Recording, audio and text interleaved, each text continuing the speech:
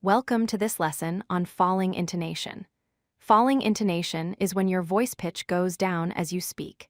This is one of the most common intonation patterns in English, and it's essential for sounding natural. In this video, we'll explore how to use falling intonation correctly in statements and commands. Before we dive into falling intonation, let's understand what intonation means. Intonation is the rise and fall of your voice pitch as you speak. Think of it like the melody of language. Your voice goes up and down to convey different meanings and emotions. Without proper intonation, even correct grammar can sound strange. Good intonation helps you communicate clearly and sound more like a native English speaker. Now let's look at the falling intonation pattern. Falling intonation starts high and ends low.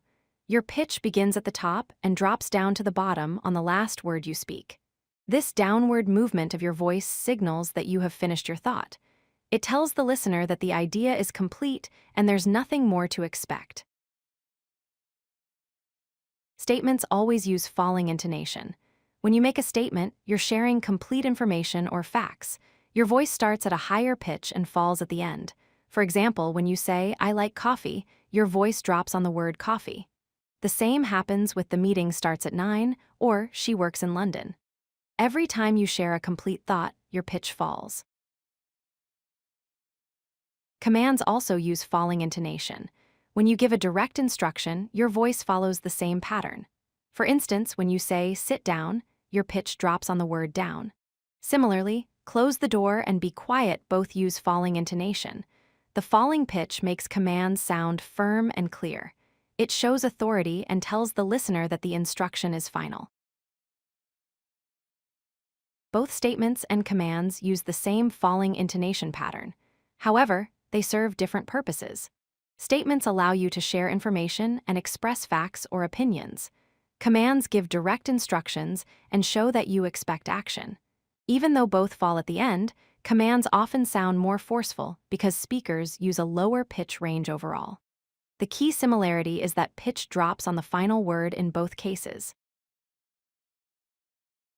Now it's time to practice. Try saying these sentences with falling intonation. For statements, practice with "the train arrives at noon" and "we need more time."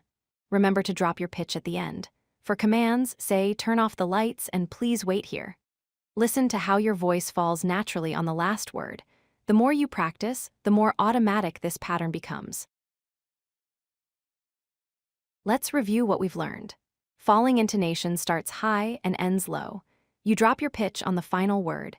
Use falling intonation for all statements to share complete information. Use falling intonation for direct commands to give clear instructions. Mastering this pattern will help you sound more natural and confident when speaking English. Keep practicing these patterns until they become automatic. If you like this video, hit that like button and don't forget to subscribe. Visit codelucky.com for more such useful content.